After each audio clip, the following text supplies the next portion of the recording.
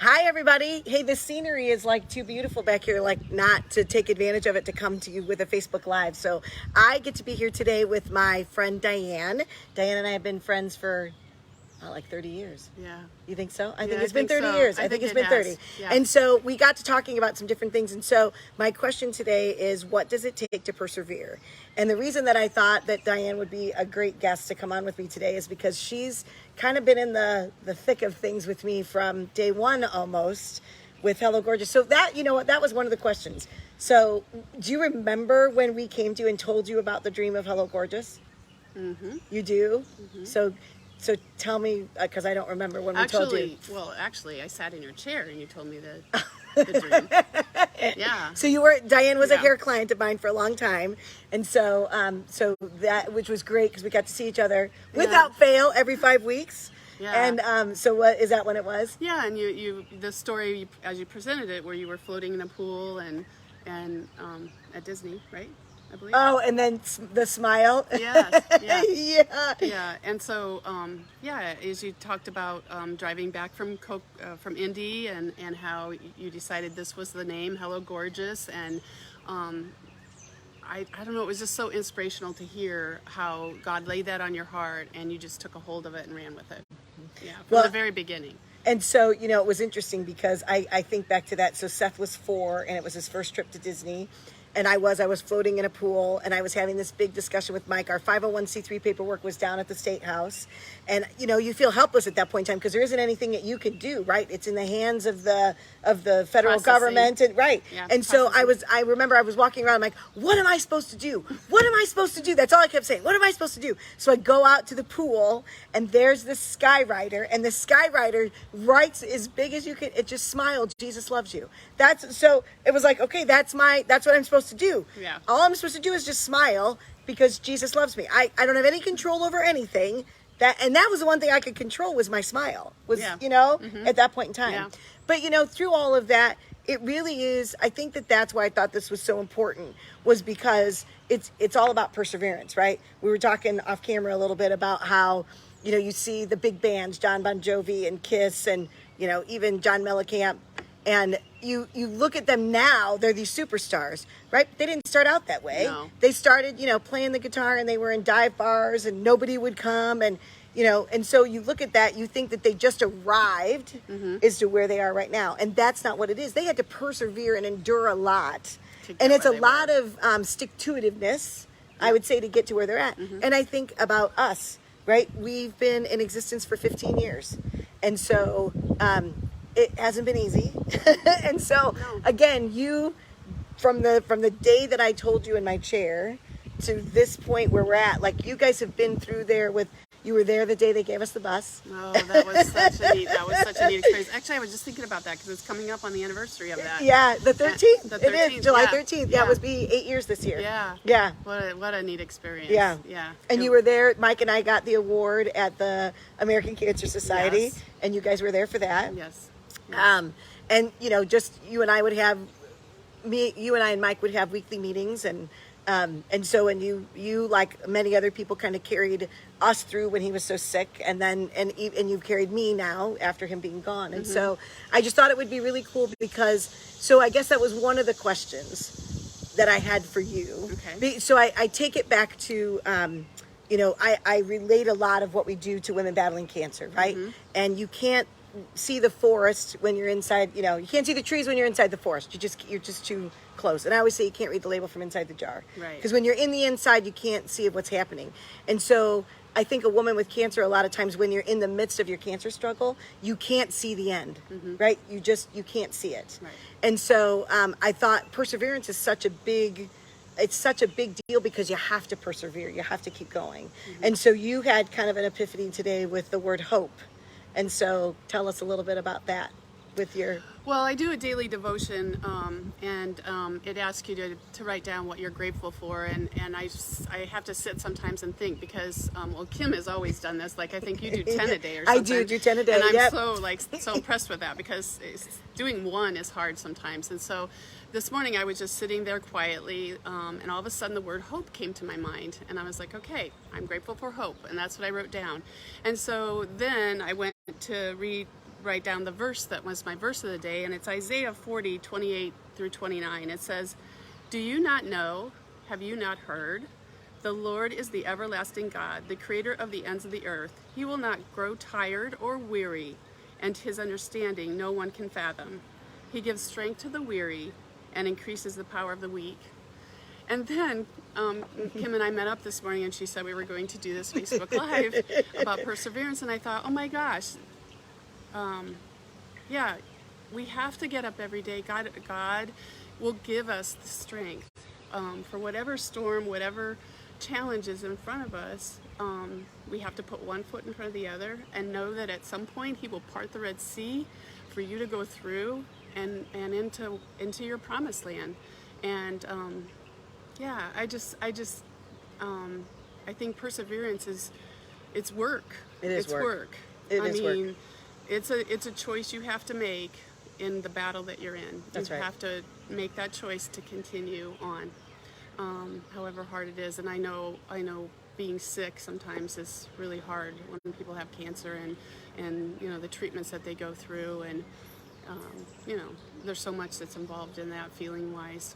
And I think that sometimes you can't see past where you're at right now, right? It's that you get the treatment, you know, then you get sick from those treatments, and so you think you're going to feel that way forever, and it's not. It's just this short period of time, and it's going to make you feel better in the end, but you can't see that. Right. So one of the things that I wanted, because you've been on this journey with me for a lot of years, what was the one thing that you could say? Like, you knew Mike and I would never give up.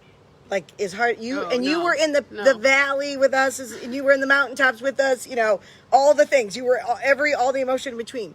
But what's the one thing that you can say, if you were to say, what's the one thing that you saw in Kim and Mike that you knew that either A, they wouldn't give up? What was the one thing that you saw in us? Oh my goodness. That you just knew that they're going to make it. That no matter how hard it got, no matter what it looked like, that they weren't going to give up. What was the one thing that you saw? Hopefully I don't cry. But when you're saying this, what comes to mind is the fact that the talking of the women, that was always your main focus when we had conversations. Not about what was the casualty of what was going on around you, but the women. And Lord knows how many transformations I saw in the reveals that you did. But that was your main focus, and you could tell that because of that, you would never give up. You would never give up, no matter what it took. And so, yeah. Mike was the one that would always bring us back. Like, if I'd get, you know, too big, let's say, too big for my britches, as he would say, right? And I would have these huge dreams again. He would always bring it back to, you know, it's all about the women. Yeah. And so I think that that's what it is. It's so perseverance. I think sometimes what you have to do is what is your why. Yeah. Right? So if it's your kids, if it's a vacation, if it's your spouse, if it's, you know, you have to get better through your cancer journey because you have to take care of your mother or your parents or whatever that is. I think that was the biggest thing for us. The way that we persevered through this journey for the last 15 years is what is our why. And our why is always been, it's always about, it's about the women, right? That's what always juiced me. That's what still juices me, even though, and I think that was, you know, we were able to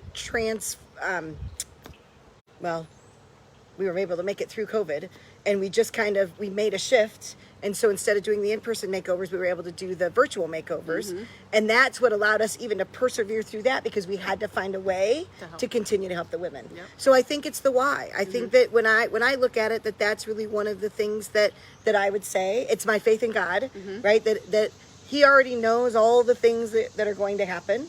And he will help you persevere through that. He'll give you the strength. We were talking this morning about, wish I could remember where that's at, about Paul asking God to remove the thorn in his side. And he said, in your weakness, you will see my strength. Yep. And so I think that so many times it's not about, I have the problem of saying a lot of times, well, I can't do this, or I need to do that, and I need to do that. It's not about me. For this is a calling on my life. It's all about the work that God's doing through me. And that was always evident in what you guys did. It was never about what you were going to get out of it. It was about that. That's awesome. I'm glad that because that's how we felt, so I'm glad that Yeah. shone through. Yeah. But I think too, right, if you're going through cancer treatment, sometimes maybe it's not necessarily it's about you, it's about other people that you can inspire. Maybe it's about a person that your paths cross. Maybe it's about a nurse that you inspire. Maybe it's, I think sometimes you don't know. There've been plenty of times that, I had a life coach by the name of Mickey, and I loved her, and Mike saw the transformation in me, which I was so grateful for. But I'd get so angry a lot of times when he would go to the hospital because it would interrupt life, right? Nobody wants to spend day in and day out for 10 days in a hospital. And so I would get so mad, and I would ask the question all the time, like, what am I supposed to learn from this? Why are we here? And so Mickey asked me to do her a favor and change the question, and it's, what am I supposed to learn from this? Right? Or what am I supposed to learn for this, or who am I supposed to meet through this process, right? Maybe there's somebody there that needs to hear me or needs a hug from me, back when we could hug all the time, right? Yeah, right. And so I think that so many times that a lot of times that I think that's another point to really help getting through. Know your why, but the second thing is change your question. Instead of asking, why am I going through this? What am I supposed to learn from this? Because when we're weak, God's strength shows through. I think that there are many times then that we get the opportunity to help others through that. Maybe He's using us as a tool for somebody else. Well, and someone walking in faith, God is always refining us, and God does give us more than we can handle sometimes. That's a fallacy that he can't, and He's always working on something during that time. So asking what should I learn from that is a good way to look at it, because you are learning something. That's right. Well, and I think too, it's really interesting. As much as I love what I do, and I know that I'm here to take care of these women, I think that God's focus for me, it's not necessarily the women that I help, but it's who I become through this process. Right. And I think it's through the trials too of, being there for Mike and being that caregiver for 20 years. And then, being a widow, which was never on my resume. I mean, that's never what I futuristically planned for myself. But because of that, I've been able to help others. There are things that I learned through that process. And because of my walk, I always hope that people would look at me and say, because of you, I didn't give up. And if they could look back at me, it's like, well, because of God, I didn't give up. So, hopefully that always comes through my story. I hope that always comes through my story. Yeah. So awesome. I think it does. Good. I'm glad. I'm glad. If it matters. I think it does. Good. Yeah. Good. All right. Anything else you want to add about perseverance? Did you pick a word for the year? Closer. Closer. Okay. Tell me, what's that? I just felt like I need to walk closer with God, and that's what I've been intentionally doing every day this year. Awesome. Yeah. So Awesome. Last year it was focus. It was focus on God more, but this year it's closer. I just want to continue to develop that relationship. Just like this morning, I had no idea what I was grateful for, and He popped that word into me, and so, And here you are giving hope to others. hopefully. So yeah. That's awesome. Yeah, and, That's awesome. And, yeah. Good. All right. Thank you so much. I hope that you got something from this, and hopefully that whatever trial that you're going through, you have what you need to persevere through it. So it gets better. You will get to the other side. We promise. Yeah. So Keep going. just keep going and have hope. Have hope. Have That's hope. right. That's right. Yeah. All right. See ya. Have a good day. Bye. Bye.